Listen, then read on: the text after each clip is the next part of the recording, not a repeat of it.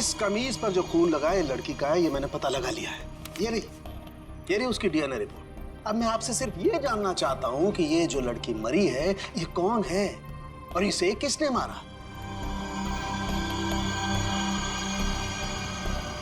इसे आपने मारा? नहीं? या फिर इसे आपने मारा? नहीं? या फिर इसे तुमने मारा?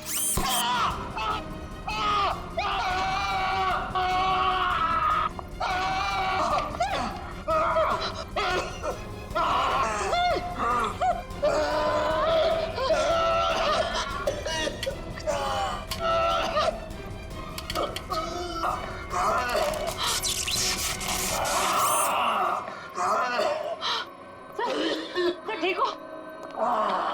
ठीक हो? गॉड! क्या हुआ? सर इस पुतले के हाथों में सर की गर्दन अटक गई थी। बहुत जल्दी छूट गया। हाँ, छोड़ दिया, बहुत जल्दी छोड़ दिया, क्योंकि ये पुतले ना तो मशीन है ना ये पुतले पूरी तरह से इंसान है। तो फिर ये कि ये टैक्सीडर्मी और रोबोटिक का मिला जुला रूप है। सर, ये टैक्सीडर्मी और रोबोटिक्स क्या होता है? पंकज, टैक्सीडर्मी एक कला है जिसमें जानवरों की खाल को एक खास किस्म के केमिकल में प्रिजर्व करके उनमें भूसा भर करके उनको एक आकार दिया जाता है। इन तीनों के साथ भी ऐसा ही किया गया। इंसान की खाल को केमिकल में प्रिजर्व करके लकड़ी के पुतलों पर चढ़ाया गया है। लेकिन सर ये सब करना तो गैर कानूनी। उन्हीं गैर कानूनी काम ही तो करता है। यार सालुंखे, ये इंसान तो नहीं है, फिर भी ये ताली कैसे बजाते हैं, हमला कैसे करते हैं? इन तीनों के दिमाग में एक मशीन फिट कर दी गई है। इसका कंट्रोल खूनी के हाथ में, और खूनी ने उस मशीन के जरिए इनके चारों तरफ एक खास घेरा निश्चित कर दिया है। कोई भी इंसान उस घेरे के अंदर आकर के कोई मूवमेंट करता है, ये चालू हो जाते हैं, अपना काम करने लगते हैं। एक्टिव हम लोग भी तो आसपास घूम रहे हैं डॉक्टर साहब। नहीं, इन तीनों की मशीन को मैंने डीएक्टिवेट कर दिया था। वहां उस पीछे वाले में कुछ गलती रह गई। अब बॉस, और ये एक्टिविटी इनकी मेमोरी में पहले से फिट है। और इतना ही नहीं बॉस, इनके अंदर और भी बहुत कुछ है। आओ दिखाता हूं। ये देखो। लकड़ी का बुरादा, कॉटन और उसके ऊपर इंसान की चमड़ी। बनाने वाले ने तो बना दिया बॉस, लेकिन वो भूल गया कि इंसान की चमड़ी में और जानवर की चमड़ी में एक खास फर्क होता है। इंसान की चमड़ी जानवर जैसी मोटी नहीं होती है, इसीलिए उसे कितना भी केमिकली ट्रीट कर लो, कितना भी केमिकल में डाल लो, वो इंसान की चमड़ी जैसी नहीं रह सकती है। इसीलिए इनकी चमड़ी जो है जगह जगह से सिली हुई। फिर भी टिक नहीं रही है। और दूसरी बात, ये सारी चमड़ियां ज्यादा पुरानी नहीं है, बस कुछ ही दिन पहले इन्हें मारकर निकाला गया है। पर उस घर का तो कोना कोना छान मारा गया था। एक भी ऐसी लाश नहीं मिली जिसकी खाल उधेड़ दी गई हो। वो कहीं और बनाता है ये ह्यूमनॉइड, अपने घर पर नहीं। तीनों की कोई मिसिंग रिपोर्ट नहीं है, कोई आईडी वगैरह नहीं मिली। है कौन ये लोग? तारिका जी, ये जो कपड़े पहने थे इन लोगों ने, उनसे कुछ पता चला आपको? कुछ खास नहीं, तीनों के कपड़े से बस एक लेबल मिला है, किसी टीएल टेलर का लेबल है। TL Taylor?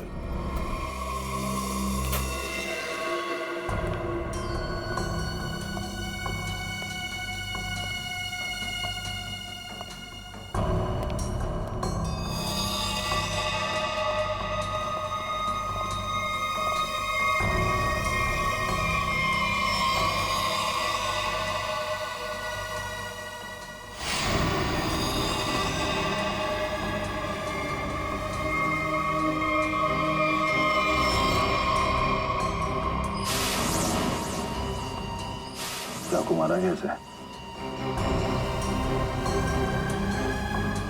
कई बार मारा था सर। बल्लू के कपड़े पे जो खून के छींटे थे, कहीं इस लड़की के तो नहीं? ये तो बल्लू ही बताएगा। मुंजी, असली बात यह है कि गूंज महल में से एक लाश मिली हमें, एक लड़की की लाश। ये है वो लड़की। क्या आप जानते हैं इसे? किन्नी है ये, मेरे बेटे की दोस्त। ये मर गई क्या? तो ये बल्लू उस लड़की को जानता था सर? और मोहन जी, बल्लू के कपड़ों पर गिनी का खून है। मोहन जी, आप प्लीज थोड़ा वेट करिए, हम आपको बुलाते हैं। एसीपी सर, मैंने बल्लू की सारी रिपोर्ट्स पढ़ ली हैं। डॉक्टर सालुंखे से भी बात हुई मेरी। बलवंत के खून में ऐसे ड्रग्स हैं जिससे इंसान सच और झूठ के सपने के अंतर को नहीं समझ पाता। उसे उस वक्त जो कहा जाए उसे वही सच लगता है। तो क्या डॉक्टर साहब, ये बलवंत ड्रग के इन्फ्लुएंस में किसी को मार भी सकता है? जी, ऐसा हो भी सकता है और नहीं भी। हमने बलवंत को कुछ मेडिसिन्स दी हैं। आधी बेहोशी की हालत में हम बलवंत के दिमाग के माध्यम से वापस गूंज महल जाएंगे। क्या तुम मुझे सुन पा रहे हो बल्लू? हाँ। गुड। अब एक काम करो, अपनी आंखें बंद करो और ठीक उसी तरह वापस गूंज महल जाओ जैसे तुम पहली बार गए थे। बोलो ईशा, क्यों बुलाया? वो मेरे पास एक नौकरी है तुम्हारे लिए, करोगे? नौकरी? हाँ, तुम म्यूजिशियन हो ना, पियानो बजाते हो, मैं जानती हूँ। मैं तुम्हें 50,000 रुपए दूंगी। 50,000? हाँ, अब तुम यहाँ बैठो, कहीं जाना मत, मैं तुम्हारे लिए चाय बना के लाती हूँ, ठीक है? यही बैठना। चाय नहीं चाहिए ईशा, सुनो। ये 50,000 की नौकरी कर लूं? कर लेता हूं, पैसे अच्छे हैं, उससे माँ का इलाज भी हो जाएगा। लेकिन ये ईशा मुझे कुछ बताने वाली थी, उससे कुछ बोल नहीं रही। पता नहीं क्या हुआ ऐसे, और ये घर भी थोड़ा सा अजीब लग रहा है। कहीं ईशा कोई मुसीबत में तो नहीं है?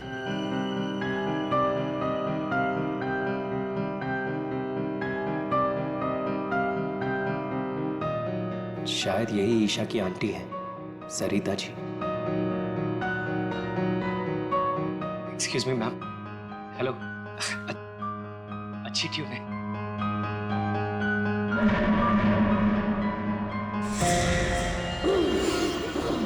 नहीं छोड़ूंगी। छोड़ो। छोड़ो। अरे क्या कर रहा है? बोलो। नहीं छोड़ूंगी। संभालो उसे, मार डालेगा वो डॉक्टर को। नहीं छोड़ूंगी। संभालिए आप इसे।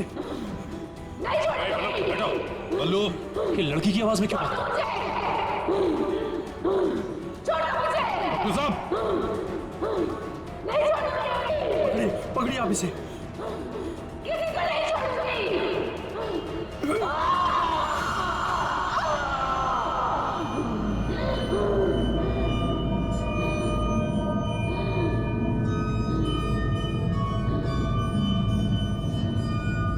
नहीं छोड़ूंगी, किसी को नहीं छोड़ूंगी। पुतला बना दिया, परेशान कर दूंगी। बची हुई बॉडीज मछलियों को खिला दूंगी।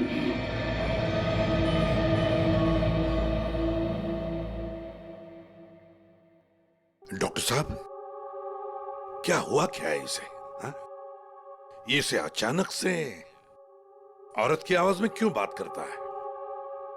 जब तक बल्लू पियानो तक नहीं पहुंचा था तब तक ये ठीक था, लेकिन जैसे ही इसके दिमाग में पियानो की आवाज सुनाई दी, ये कोई और बन गया। आपके कहने का मतलब है कि पियानो की आवाज सुनते ही ये बल्लू अपने आप को खूनी औरत समझने लगता है। मतलब ये किसी के वश में है, किसी ने हिप्नोटाइज किया है इसे। क्या लगता है आपको डॉक्टर साहब? हाँ, ये टेलर्स का पता चल गया सर, जिसने तीनों मानव मशीन के लिए कपड़े बनाए थे सर। अच्छा, टीएल टेलर्स।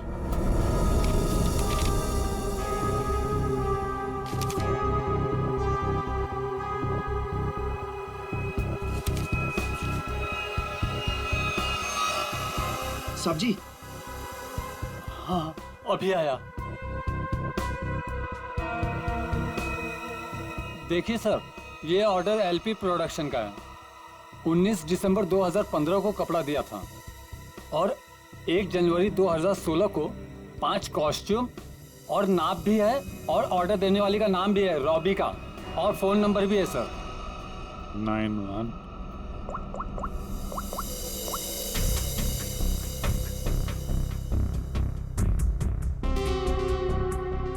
सर फोन बंद है। कोई बात नहीं, इस फोन की लास्ट लोकेशन ट्रेस करो और कुंडली निकालो इस रॉबिका की। सर। हाँ सालुंके साहब। अभिजीत, इन ह्यूमनॉइड्स में हमें भूसे के साथ साथ 2 और खास चीजें मिली हैं। एक तो एक खास कागज के टुकड़े, ऐसा कागज जिस पर न्यूज छपती है, अखबार में काम आने वाला कागज, और दूसरा समुद्र के नमक के कुछ अंश। Thank you very much Salunke साहब। क्या हो सर? एक कारखाना ढूंढो जहां पे अखबार को छापने का कागज बनता और वो जगह समंदर के करीब हो।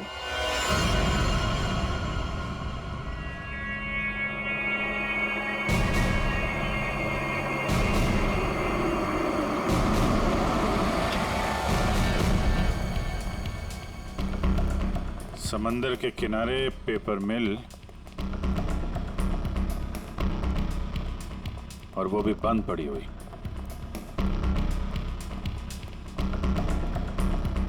सर यहाँ पे ये पेपर और ये पेड़ की छाल और वहां पर कपड़े, यहाँ तो हर वो चीज मौजूद है जो मानव मशीन के अंदर भरी गई है। सर हो सकता है उस क्रिमिनल के काम करने की जगह यही हो जहां वो पुतले बनाता था। क्या पता वो अभी भी कहीं आसपास ही हो। मगर वो जगह कहाँ है? यहाँ तो सिर्फ पुतले में भरने का सामान है ना। वो टैक्सी डमी की जगह और वो रोबोट बनाने की जगह, वो कहाँ है? पुतलों में भरने का सामान यहाँ है तो वो जगह भी यहीं कहीं होगी। ढूंढो।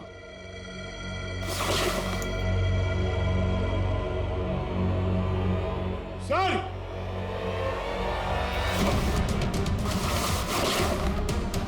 सर!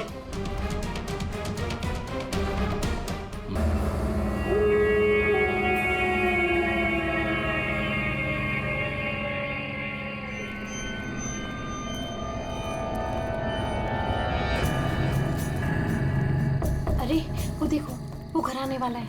उसकी तरफ देखना भी मत। हाँ मैं तो जोर से भाग लूंगा आंखें बंद करके बस। हाँ, और फिर कहीं गिर जाएगा टकरा के। तो फिर मैं करूं क्या? जब भी उस घर की तरफ देखो तो वही एक अजीब सी परछाई डांस करती हुई। चलो चलो। अरे वो देखो, 2 दिन से वो आदमी एक ही जगह पर खड़ा है। अरे आदमी नहीं है, आत्मा है, आत्मा। हाँ, लगता है आत्मा अटक गई है। लेकिन ये है कौन? ये यहाँ तो वो बुढ़िया रहती थी, वो आजकल दिखाई नहीं देती। शायद मर गई है या कहीं गायब हो गई है। अरे तो फिर यार कौन रहा है? उसकी तो एक भतीजी भी थी। अरे हाँ, दोनों यही रहती थी। अब दोनों की दोनों गायब है, लेकिन कहाँ? पकड़ो यार, आज मैं देख के ही आता हूँ क्या है। क्या? आ रहा हूँ। समर प्लीज पागल हो गया क्या? समर अरे रुको ना, मैं आ रहा हूँ। प्लीज रुको, मैं आ रहा हूँ। ओके क्या कर रहा है तू? इसको ना कुछ ज्यादा हीरो बनने की आदत है। समर प्लीज मत जाओ। समर समर समर समर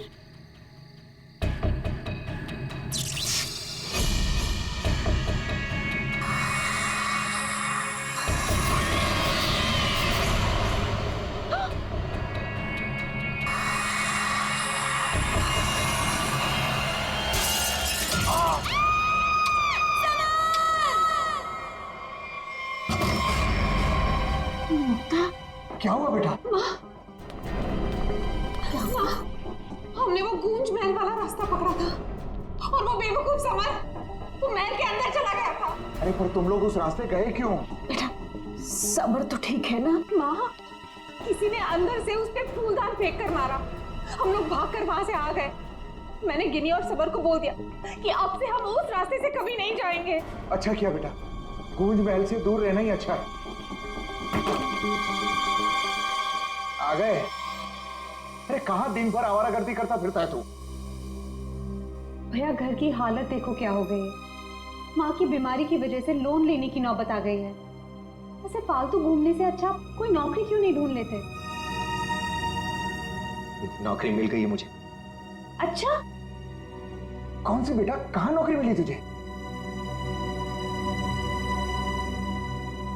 भैया कहाँ मिली है नौकरी? जवाब दो। गूंज महल में। ए, तुझे पता है तू क्या बोल रहा है? अरे गूंज महल में जो बुढ़िया रहती है वो मर चुकी है और उसकी भतीजी का भी कुछ अता पता नहीं है।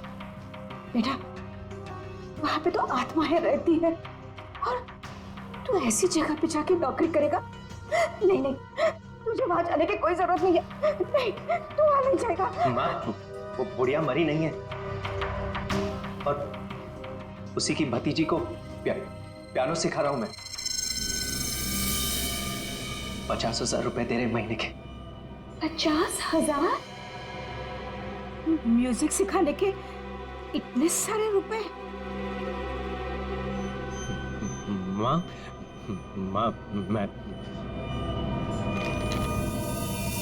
ये 50,000 रुपए एडवांस। अब हमारी सारी मुसीबतें खत्म। भैया भैया पता है आज रात को हमारे साथ क्या? म्यूजिक सिखाऊंगा मैं पैसे कमाऊंगा। म्यूजिक सिखाऊंगा, भैया पैसे कमाऊंगा। ये लड़का कभी किसी की नहीं सुनता। तुम देख लेना, कोई कोई मुसीबत ला के रहेगा एक दिन ये। बल्लू को नौकरी मिल गई और उसने मुझे बताया भी नहीं। और ये ऐसे अजीब से बर्ताव क्यों कर रहा है? वो देखो देखो कैसे कैसे अपने आप से बातें कर रहा है। पता नहीं किससे बातें करते रहता है। बल्लू बल्लू। हाँ हाँ हाँ, मुझे जाना होगा समर। बल्लू हमारी बात तो सुनो। मुझे काम के लिए लेट हो रहा है। गूंज महल में मेरा इंतजार हो रहा है। बल्लू बल्लू मेरी बात सुनो, वहां मत जाओ। मैं नहीं जानता कि तुम क्या कर रहे हो, लेकिन वहां जान का खतरा है। ये देखो मेरे साथ क्या हुआ है।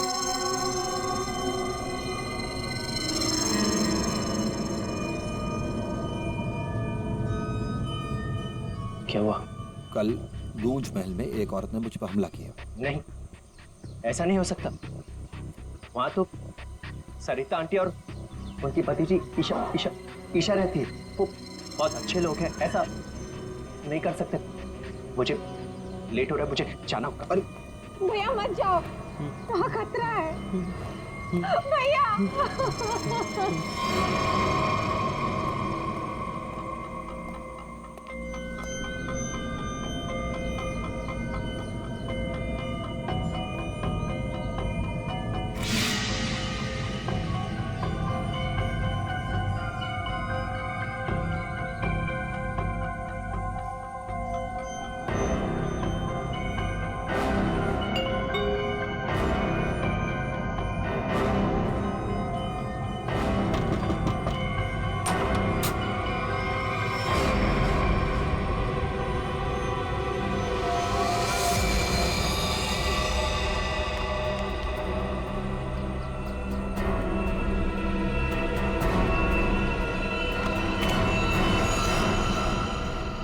इस लड़के से सारी उम्मीद ही छोड़ दी है।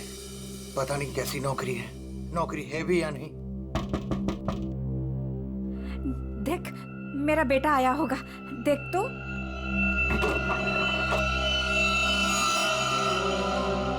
भैया भैया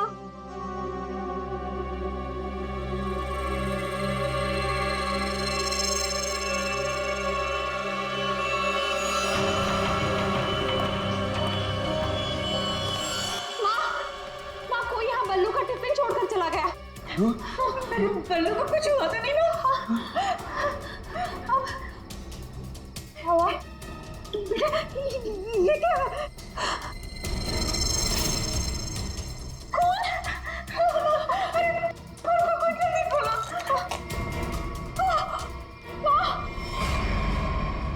ये है वो गूंज महल जहाँ पे आपका बेटा बलविंदर यानी बल्लू कल आया था और उसके बाद से वो वापस नहीं आया। यहाँ पे 2 औरतें रहती हैं, एक बुजुर्ग औरत सविता देवी और उसकी भतीजी ईशा है। और आप लोगों के हिसाब से वो लोग कुछ अजीब है, राइट?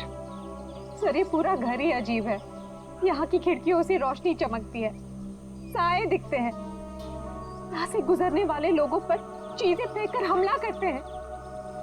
पता नहीं मेरा भाई कैसे फंस गया यहाँ। बल्लू यहाँ नौकरी करता था? जी हाँ, और इसी घर से मेरे बेटे का खाने का डिब्बा वापस आया था, खून से भरा।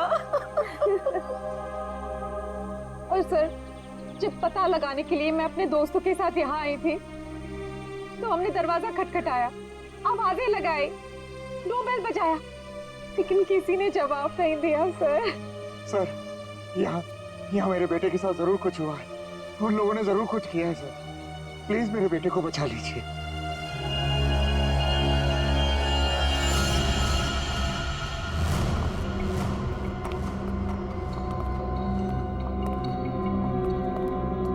कोई है? क्या तो कोई दिख नहीं रहा? आत्मा कहाँ दिखाई देती है सर, सीधी अटैक करती है। सर यहाँ पर बल्लू, सरिता और ईशा, इनमें से कोई होना ही चाहिए। सरिता जी हैं भी या नहीं किसी को कुछ नहीं पता सर। लोग तो यहाँ तक कह रहे हैं कि सरिता जी की मौत हो चुकी है। हुआ तो है कुछ।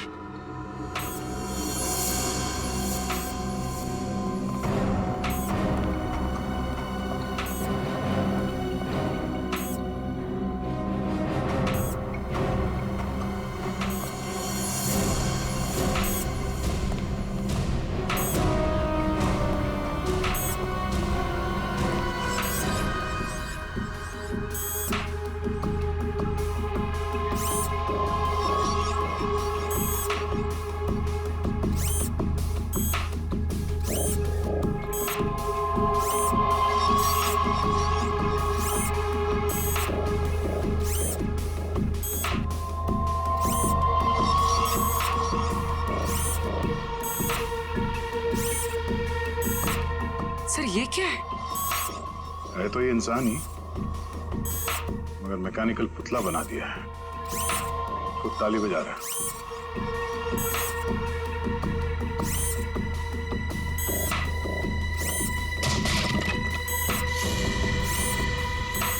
निखिल, नजर रखो इस पे, हम लोग देखते हैं।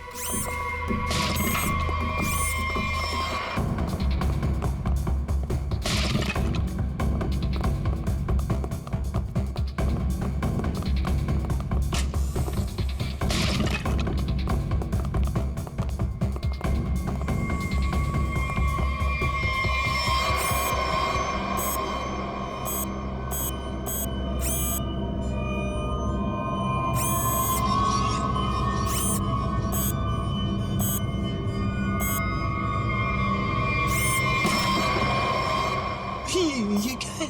ये तो रोबोट जैसा कुछ है। इसके एक्शंस और मूवमेंट्स देखो कितने मैकेनिकल है।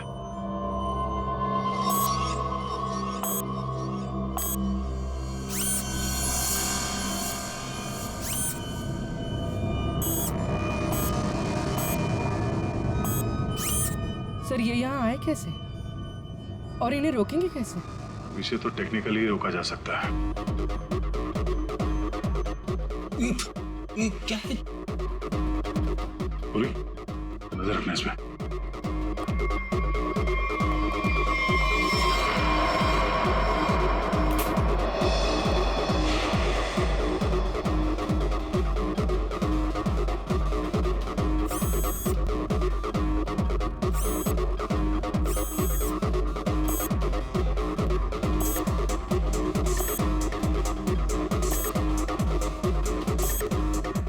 तीन यंत्र मानो, सब लोग अपने मूवमेंट्स ऐसे ही दोहरा रहे हैं।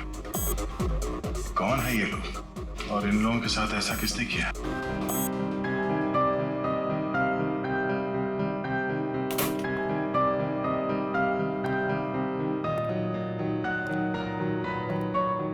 बलवंत,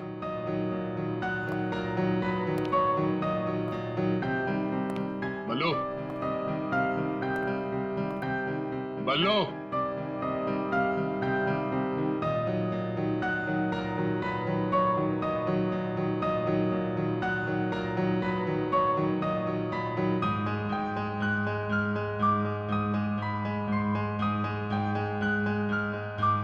बात नहीं करनी।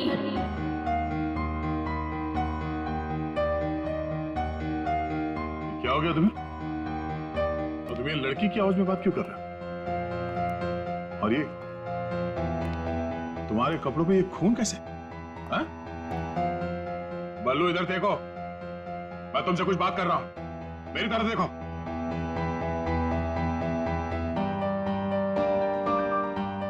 मैंने कहा ना, बात नहीं करनी। पियानो बजाते वक्त मैं किसी से बात नहीं करती। मुझे गुस्सा आता है और फिर मैं सबको मार देती हूँ, मार देती हूँ।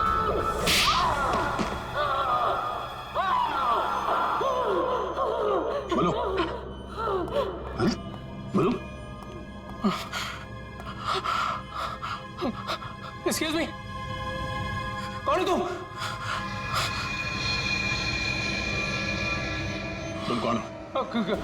हाथ ऊपर।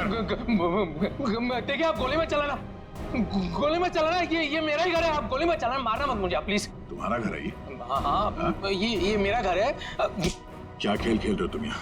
हाँ? और तुम्हारे घर में ये सब लोग कौन है? शायद ह्यूमन मशीन्स हैं जो तुम्हारे इशारे पे नाच रहे हैं। क्यों? सर, ये क्या कह रहे हैं आप? मैं नहीं जानता सर। सर मेरी कंसर्न क्या आपको बताता हूँ सर। ये मेरा घर है और यहाँ पर जो है ना सर, मेरी सरिता आंटी और मेरी एक कजिन है ईशा, वो रहती है सर। वो कैसी है वो देखने के लिए आया था सर मैं। That's my only concern. ये कौन है मैं नहीं जानता। आप कौन? CID। CID? मेरा नाम आकाश है। मैं सूरत में रहता हूँ सर, और यहाँ पर है ना हर 2-3 महीने में एक बार आता रहता हूँ। सर प्रॉब्लम क्या हुई मैं आपको बताता हूँ। उनका फोन है ना स्विच ऑफ आ रहा था, तो मुझे पता नहीं चल रहा था कि क्या हुआ है। और फिर अब यहाँ पर आकर देखता हूँ तो आपको यहाँ पर ये इसके शर्ट पर खून लगा है सर। मेरी आंटी और ईशा को इसने कुछ किया तो नहीं ना सर? इसलिए मार तो नहीं डाला ना उन्हें सर?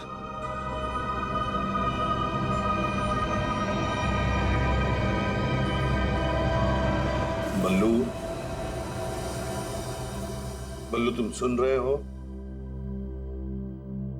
मैं तुमसे बात कर रहा हूं। हाँ। अब मुझसे कुछ पूछ रहे हैं? हाँ। क्या हुआ? बल्लू, हमें बताओ, तुम गूंज महल गए थे ना, तब तुम्हारे साथ क्या हुआ? क्या हुआ तुम्हारे साथ? कुछ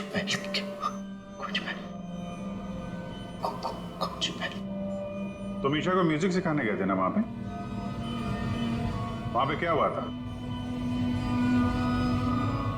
सरिता और ईशा कहाँ हैं? सर मुझे समझ नहीं आ रहा है कि आप लोग इसे इतना प्यार से क्यों पूछ रहे हैं। He's a criminal। सर इसने मेरी आंटी और ईशा को कुछ किया है, और वहां पर आपको जो इंसानी पुतले मिले थे ना, सब इसी का किया था है। शक तुम्हारे ऊपर भी है।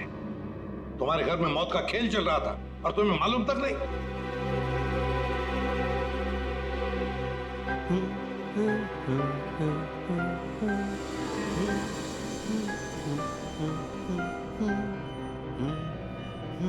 सचिन, वो फोटोग्राफ दिखाओ।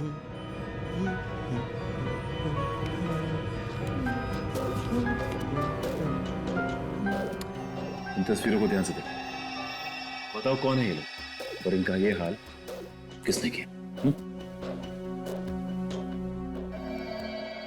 ये सब लोग जिंदा है। ये लोग तुम्हें जिंदा लग रहे हैं? हाँ, जिंदा था। मुझे बताया गया था कि ये रिश्तेदार हैं और म्यूजिक सुन रहे। ये झूठ बोल रहा है सर, इनमें से कोई मेरा रिश्तेदार नहीं है। सर ये ड्रामा कर रहा है, सबको मार दिया और अब क्या बकवास कर रही है? तुम्हें चाय के लिए कहा था ना, चाय किधर है? हाँ? ये ईशा कुछ बोल क्यों नहीं रही? ये अकेला क्यों ताली बजा रहा है? हाँ? मम्मी को बोल देता हूँ, रुकूं या भाग जाऊं? कितना बड़ा और डरावना घर है। सर आप मेरी बात सुनिए सर, ये पूरा का पूरा पागल हो चुका है। Is a psycho killer. Bablu क्या हुआ था कल जब तुम ईशा को म्यूजिक सिखाने गए थे? कुछ याद है वहां पे क्या हुआ था? हा? क्या हुआ था वहां पे? चाय चाय पिलाई थी उसने। हाँ बराबर। चाय चाय चाय। तो फिर ईशा कहाँ गई? बल्लू, बल्लू, किसका खून था तुम्हारे कपड़ों पर? हाँ? फिर दया पर हमला क्यों किया तुमने? कपड़े अरे मेरे कपड़े बदल गए। मेरे कपड़ों पे खून था। खून था कपड़ों पे। खूनी के कपड़े पे खून ही होता है। एक मिनट आप जरा उधर चलो। चुप रहिए, बीच में बोली मत। चाय लेके आओ। ईशा को कोई क्यों नहीं? ये आदमी तो किसी भी सवाल का जवाब ठीक ठीक दे नहीं रहा।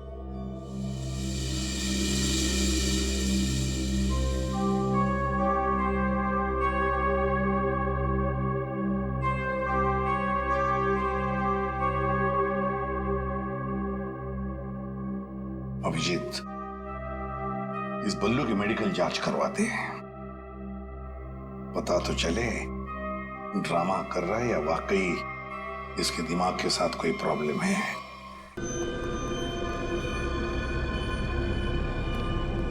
तो ये वो जगह है जहां पे ह्यूमन मशीन बनाई जा रही है।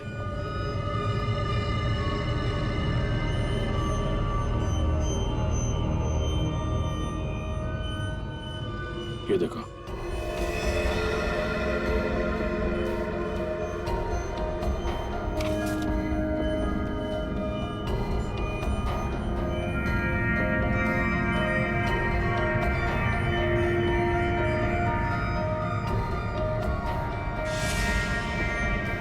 पूरा मैकेनिज्म है यहाँ पे।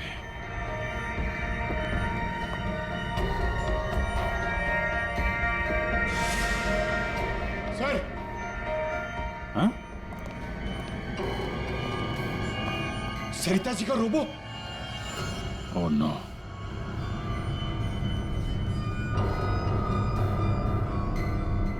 सर जल्दी आइए।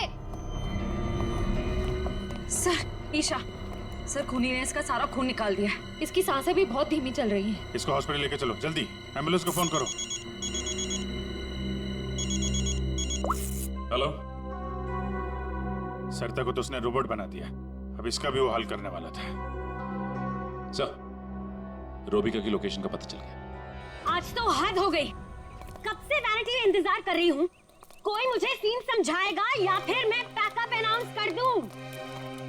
काजल, काजल, कहाँ हो तुम? नहीं चाहिए मुझे। काजल! सॉरी रोबिका मैडम, एक्चुअली वो स्क्रिप्ट में थोड़ा सा चेंज हुआ है। व्हाट? सीन में चेंज हुआ है? लास्ट मिनट में डायलॉग्स कैसे याद करूंगी? एनीवे, स्क्रिप्ट दो। मैम, एक्चुअली जो सीन होने वाला है ना, वो स्क्रिप्ट आपके को स्टार के पास है। How can you do this? तुमने स्क्रिप्ट मुझसे पहले को स्टार को दे दी। तुम जानती हो ना मैं कौन हूँ। शो क्विट कर दूंगी 1 मिनट में। टीआरपी नीचे और शो बंद। बोलो, क्विट करूं? एनीवे, कहाँ है वो को स्टार? मैम, वहाँ आपका नया को स्टार आपका वेट कर रहा है। ओके, अभी मजा चखाती हूँ उसको।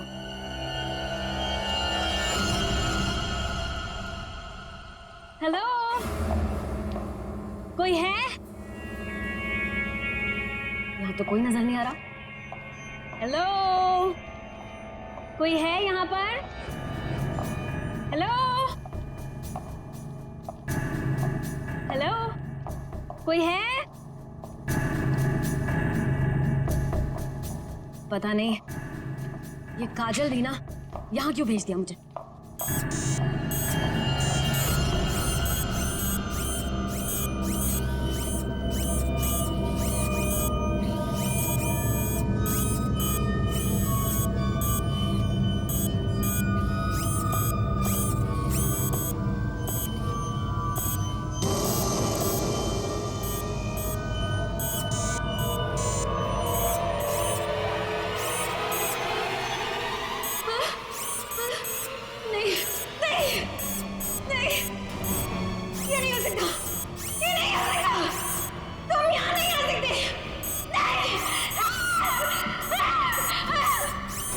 Hello miss Rubika.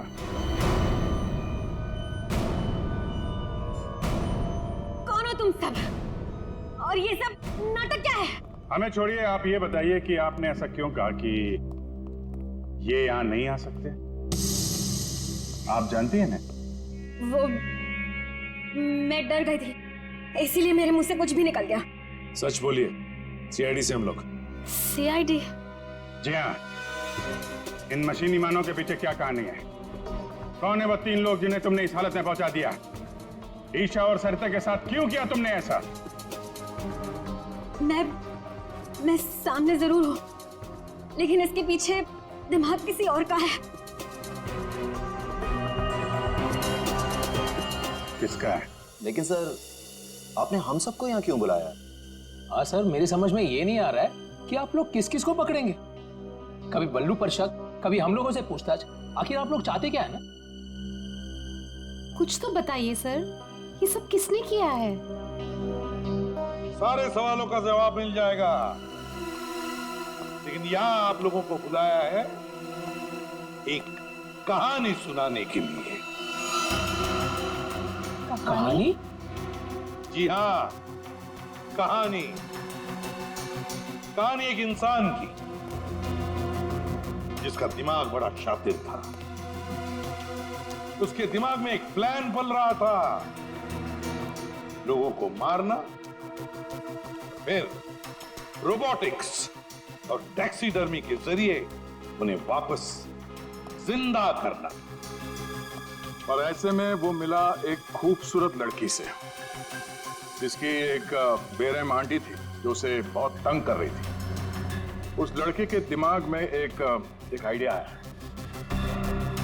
उसने उन दोनों को एक बहुत बड़े कोठी में शिफ्ट करवा दिया।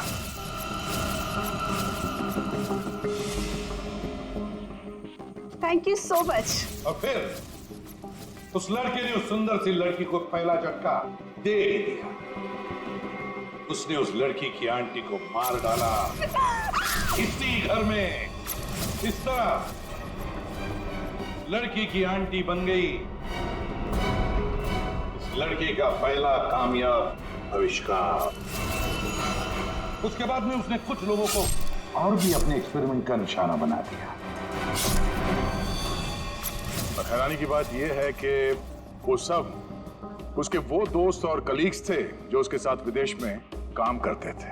अब हुआ ये कि ये लड़की इस लड़के से बहुत डरने लगी और फिर उससे बचने के लिए उसने अपने और एक दोस्त की मदद मांगी। ऐसे रो मत, मैं हेल्प करूंगा तुम्हारी, तुम बताओ क्या करना। तो जब खूनी को ये बात पता चली तो बहुत भड़क गया। प्लीज मुझे मत मारो, मुझे छोड़ दो प्लीज। उसने उस लड़की को कैद कर लिया और उसके दोस्त को बेवकूफ बनाया। उसने उसे ये एहसास दिलाया कि ये सब कुछ जो हो रहा है वो उसी की वजह से हो रहा है। तो तुम जैसा बोलोगे मैं वैसा करूंगी, प्लीज मुझे जाने दो। और उस बेचारी लड़की ने अपने मददगार दोस्त के चाय में ड्रग मिलाकर उसे हिप्नोटाइज करना शुरू कर दिया।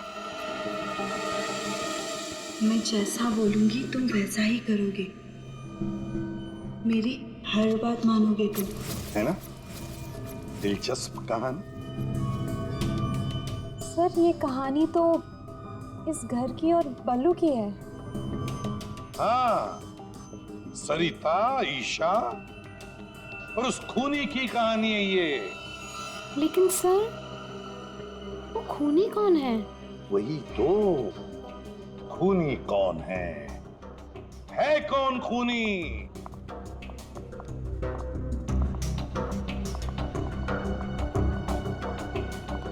कहाँ फंसा दिया तुमने मुझे? तुमने तो कहा था कि ये कोई एक्सपेरिमेंट है। तुमने तो खून ही कर डाले। ये सब तुमने किया समर? हाँ, ये सब मैंने किया। और ये सब मैंने किसी और वजह से नहीं, ये सब मैंने सिर्फ इसलिए किया क्योंकि मैं चाहता हूं कि साइंस की दुनिया में मेरा नाम सुनहरे अक्षरों में लिखा जाए, और कि मेरे इतने बड़े एक्सपेरिमेंट को वो लड़की, वो ईशा बर्बाद कर देना चाहती थी। और इसके लिए उसने उस बल्लू से मदद भी मांगी। और तुमने बल्लू के चाय में वो ड्रग मिलाकर उसके दिमाग में ये बात बिठा दी कि वो एक औरत है और उसे लोगों को मारना है, और उसके लिए ट्रिगर थी पियानो की वो धुन। बल्लू को लगभग मेरा पूरा राज पता चल चुका था, ठीक है, और गिन्नी को पड़ी हुई थी बल्लू को बचाने की। तो अपने एक्सपेरिमेंट को बचाने के लिए मुझे को दोनों को मारना ही था। और आप बताइए, अब जो लोग मर चुके हैं उनका असली कातिल भी तो चाहिए ना लोगों को। बस इसीलिए मैंने बल्लू को फंसा दिया और गिन्नी को मार दिया।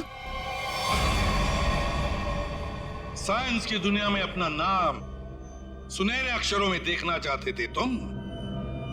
दिमाग तो था, है, पर क्या करें, विकृत है, विकृत।